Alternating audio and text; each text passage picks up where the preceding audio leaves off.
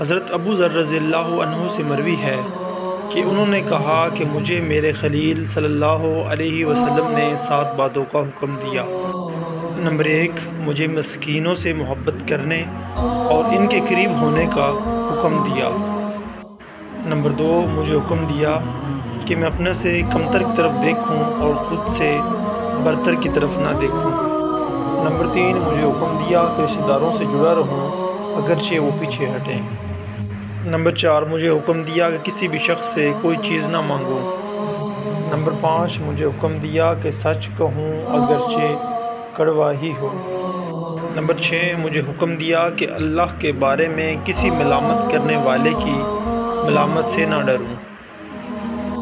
Number 7، مجھے حکم دیا کہ میں لا حول ولا قوت الا باللہ کثرت سے پڑھوں، کیونکہ یہ کلمات عرش کے نیچے کے خزانوں میں سے ہیں، اور ایک روایت میں ہے کہ جنت کے خزانوں میں سے ایک خزانہ ہے۔